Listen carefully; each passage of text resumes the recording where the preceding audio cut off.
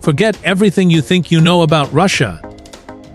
Forget the monolithic, onion, domed image of Red Square and the Kremlin. We are going somewhere else entirely.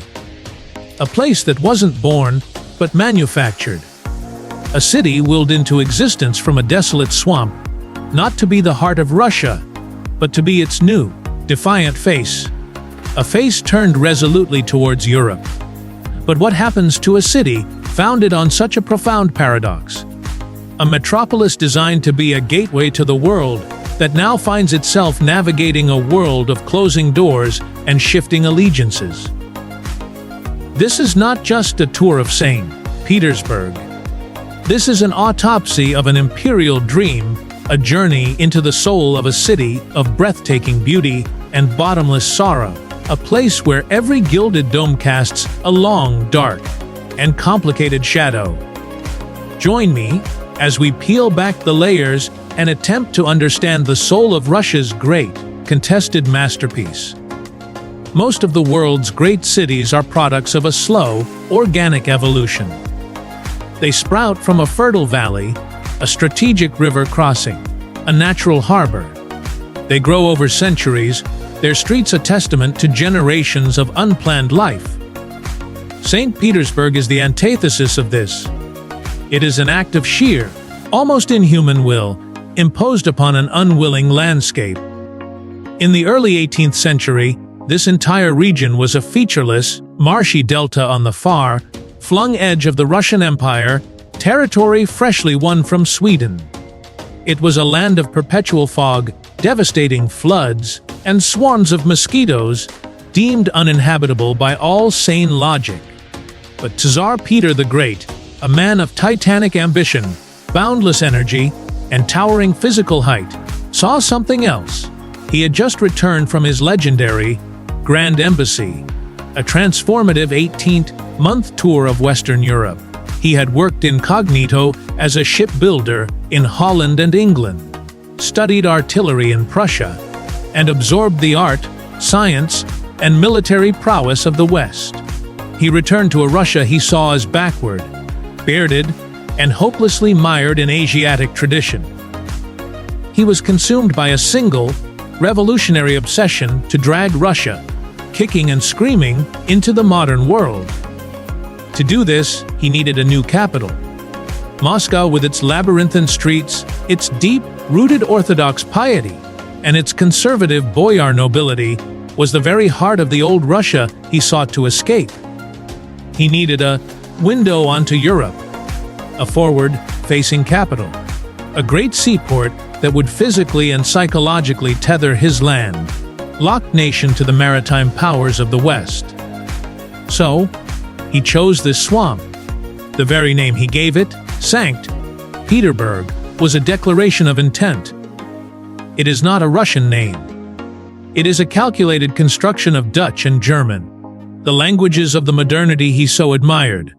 Sankt for Saint, Peter for his patron saint, and Berg, the German word for city or fortress.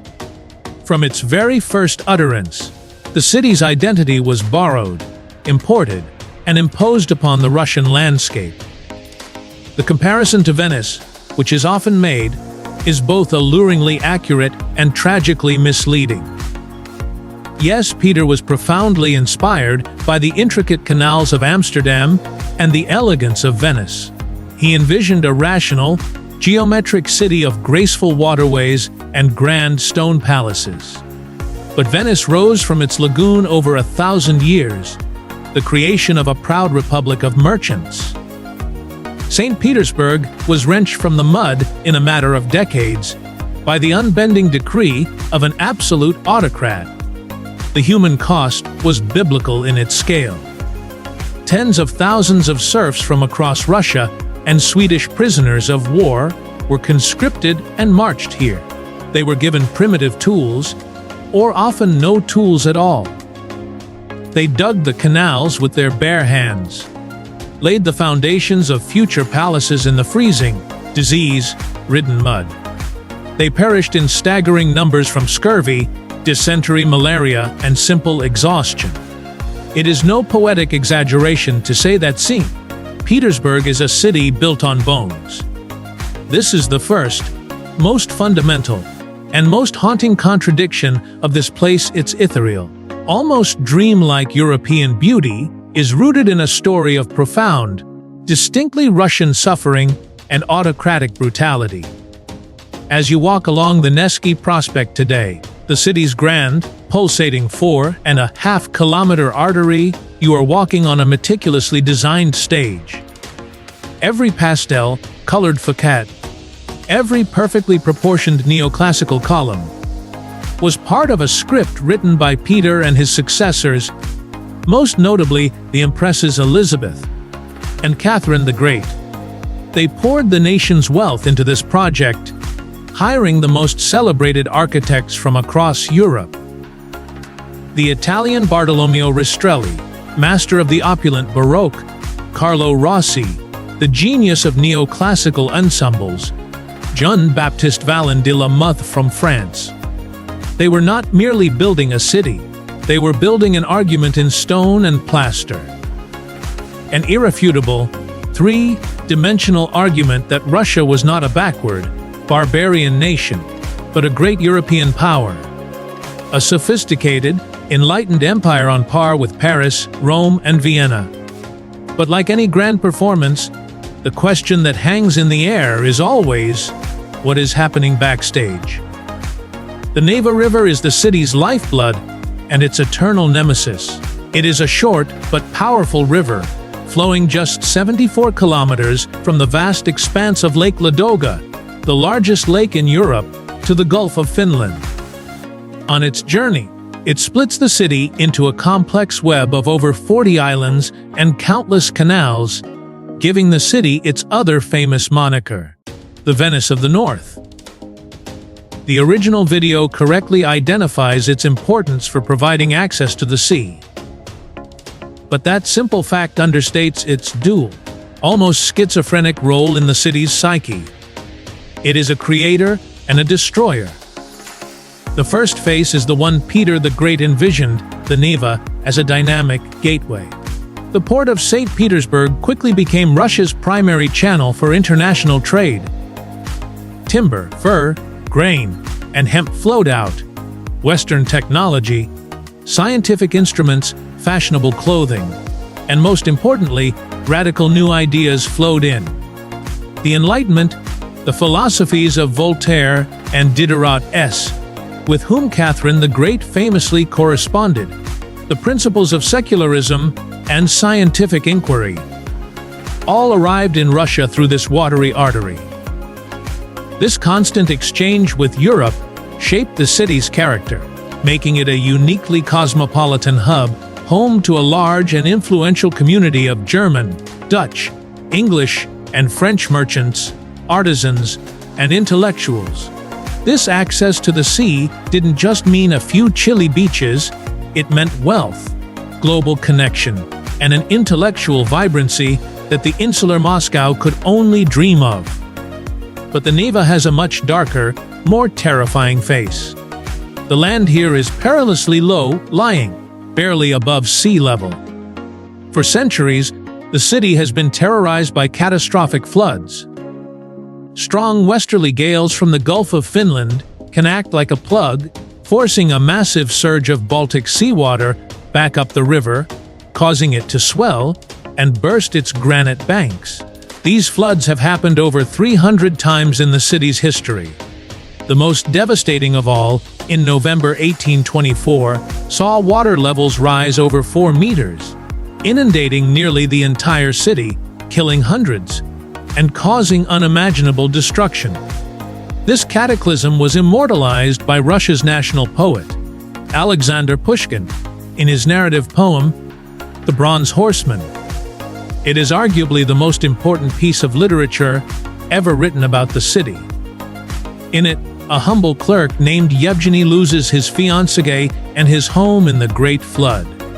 Crazed with grief, he stands before the iconic equestrian statue of Peter the Great and curses the city's founder. In a hallucinatory climax, the massive bronze statue comes to life, galloping through the flooded streets in pursuit of the terrified clerk. The poem is a shattering metaphor for the fundamental conflict at the heart of Saint Petersburg. The clash between the impersonal, crushing power of the state and the Bronze Horseman, and the fragile existence of the individual, Yevgeny. So, when you see the magnificent granite embankments that line the Neva today, don't just see them as a picturesque place for a romantic stroll. See them for what they truly are: a desperate, 3-century-long battle between human ambition and the indomitable power of nature. A permanent defense against a river that both gives life and threatens, at any moment, to take it all away. In 2011, this battle culminated in the completion of the Saint Petersburg Dam, a monumental 25-kilometer complex of flood barriers across the Gulf of Finland. It is a multi-billion-dollar feat of modern engineering, a final, defiant attempt to tame the river that has haunted the city's dreams since its birth. The original video did a great job describing the White Nights, that surreal, magical period from late May to mid-July. Due to the city's high latitude, just a few degrees south of the Arctic Circle, the sun never fully sets. Instead, it hovers just below the horizon, bathing the city in a perpetual, pearlescent twilight from 11 p.m. until 3 a.m. Darkness is abolished. The city responds with a collective, almost manic euphoria. It's a city-wide festival at insomnia, a frantic explosion of life. The Nevsky Prospect becomes a 24-hour river of people. Cafes and bars spill out onto the sidewalks. Impromptu concerts erupt in public squares. And most famously, in the middle of the night, the city's massive drawbridges over the Neva slowly rise to let tall ships and commercial vessels pass, a silent, majestic spectacle that draws thousands of onlookers to the riverbanks. The season climaxes with the Scarlet Sails Festival, a massive celebration for high school graduates, where a magnificent tall ship with impossibly vibrant red sails glides down the Neva amidst a torrent of fireworks. It is breathtaking. But this frantic energy isn't just a celebration of light. It is a subconscious, desperate hoarding of it. It's a psychological pressure cooker, a city-wide attempt to store up enough light, warmth, and human connection to endure the brutal ordeal that is the other half of the year. Because the Saint Petersburg winter is the city's true, unvarnished soul. It is long, dark, profoundly cold, and deeply melancholic. By December, the sun, when it appears at all, is a weak, pale disk that hangs low on the horizon for just 5 or 6 hours a day. A heavy blanket of snow muffles the city in a profound silence, transforming the vibrant pastel colors of summer into a stark, monochrome landscape of black, white, and gray. The Neva and the canals freeze over, their surfaces crisscrossed by the tracks of brave pedestrians. This is the St. Petersburg that truly shaped the Russian psyche. This is the city of Fyodor Dostoevsky, the oppressive gray skies, the biting wind that sweeps off the Baltic, the endless twilight of the soul. This is the atmosphere that permeates every page of Crime and Punishment. The winter forces life indoors. It turns the focus away from the grand, imperial public spaces and into the cramped, overheated interiors of apartments, the hushed halls of museums, and the labyrinthine corridors of the mind. It is a time for introspection, for feverish philosophical debates fueled by endless cups of tea and glasses of vodka. It is in the profound darkness of winter that the city's true character is forged, a combination of stoic endurance, a deep-seated melancholy, and a desperate, passionate search for warmth and meaning. To only see St. Petersburg during the White Nights is to read only the first, deceptively cheerful chapter of a very long, very complex, and often tragic novel. To walk through St. Petersburg is to walk through a city densely populated by ghosts, Not the supernatural kind, but the far more potent ghosts of history, literature, and revolution. Every street corner, every grand palace, every peeling courtyard has a story to tell. This is, as I mentioned, Dostoevsky's city. You can literally trace the steps of his tormented protagonist, Raskolnikov, through the grimy, labyrinthine streets of the Haymarket district. You can find the supposed tenement building where he lived his feverish existence, and the courtyard of the old pawnbroker he murdered. The city in Dostoevsky's work is not a mere backdrop, it is an active character, oppressive, claustrophobic, and capable of driving a man to madness.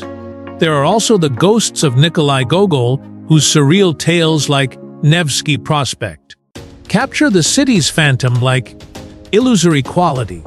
And there is the ghost of Anna Akhmatova, the great poetess of the Silver Age, who stood in line for 17 months outside a prison during Stalin's Great Terror, hoping for news of her arrested son. Her words are a testament to the city's suffering. Then there are the ghosts of the revolution. The magnificent Winter Palace, now home to the Hermitage Museum, was not just the opulent residence of the Tsars. It was the site of the Bloody Sunday massacre in 1905, when palace guards fired on unarmed protesters, and it was the stage for the storming of the Winter Palace. In October 1917, the largely symbolic event, immortalized by Sergei Eisenstein's propaganda films, that ushered in the Bolshevik Revolution and changed the course of the 20th century. Standing in the vast, empty expanse of Palace Square, you can almost hear the echoes of gunfire and the shouts that toppled a 300-year-old dynasty. After the revolution, the capital was moved back to the safety of Moscow.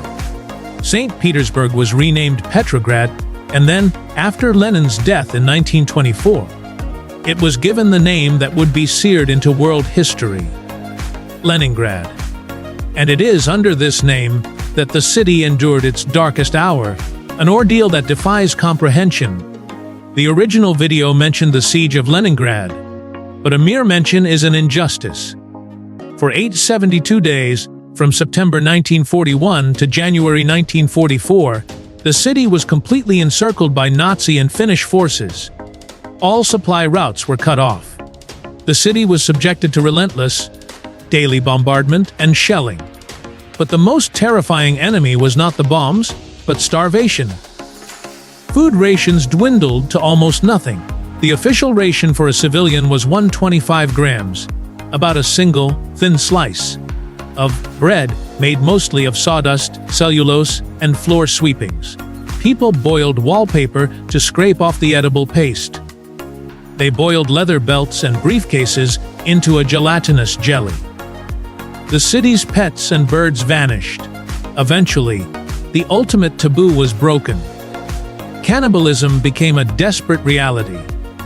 In the first, horrific winter of the siege, people froze to death in their apartments. Bodies lay uncollected in the streets. Nearly 1.5 million people perished, the vast majority from hunger and cold. Yet, the city never surrendered. This is the core of the Leningrad legend. The symphony orchestras continued to play, even as musicians collapsed and died from hunger on stage. It was here, in the besieged city, that composer Dmitri Shostakovich wrote much of his monumental Leningrad Symphony. The score was smuggled out on a microfilm plane. In August 1942, a makeshift orchestra of surviving musicians performed the symphony in the city's Philharmonic Hall.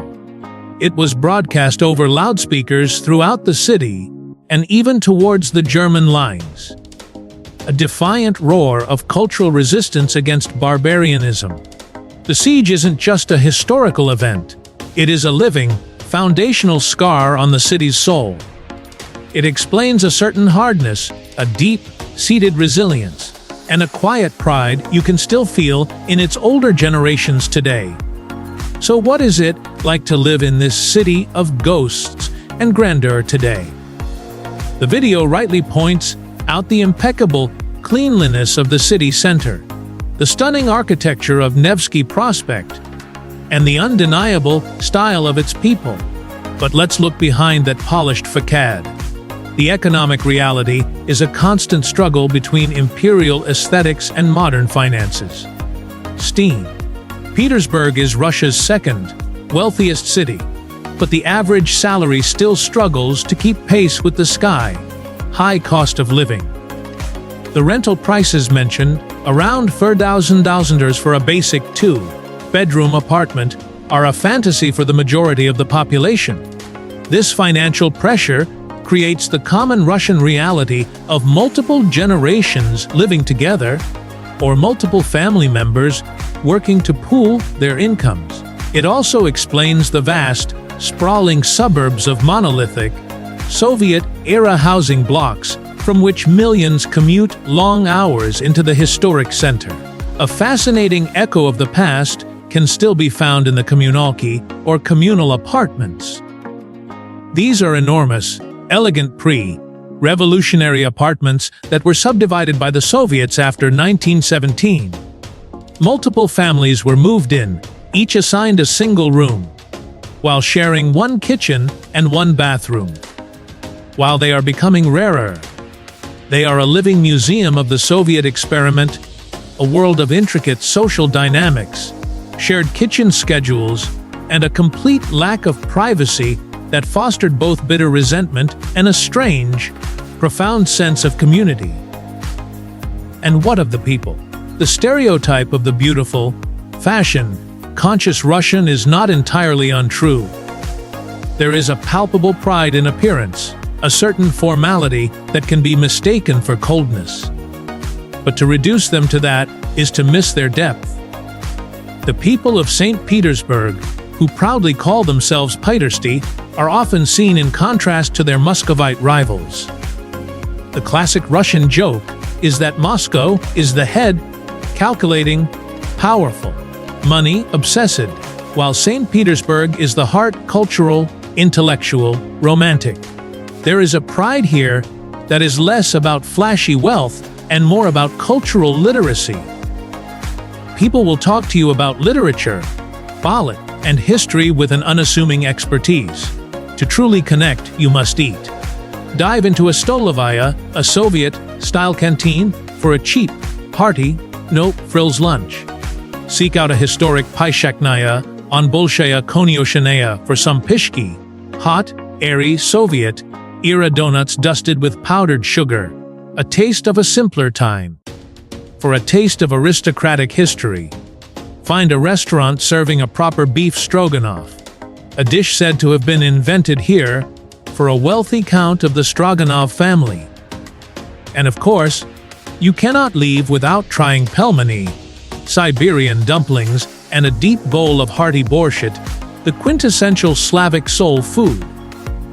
The language barrier is significant, but learning a few basic phrases in Russian, Spasibo, thank you, Pожалуйста, please you're welcome, Zdravstvuyte, hello, will not just help you navigate, it will be seen as a gesture of profound respect for a culture that has long felt besieged and misunderstood by the outside world. St.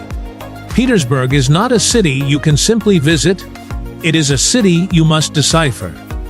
It is a breathtakingly beautiful stage for a story of immense ambition, profound tragedy, and an unbreakable human spirit. It was built as Russia's window to the West, and today, it stands as a poignant, and perhaps more complicated than ever, symbol of that complex, often fraught relationship. It forces us to ask what a nation is willing to sacrifice for its place in the world, and how the ghosts of an imperial and Soviet past continue to walk the streets of the present. This city is a living, breathing lesson that behind every beautiful facade lies a story far more intricate, painful, and compelling than we can ever imagine. What part of Petersburg's hidden story surprised you the most? The human cost of its creation, the terror of the floods, or the unimaginable resilience during the siege? Share your thoughts or any questions you have in the comments below.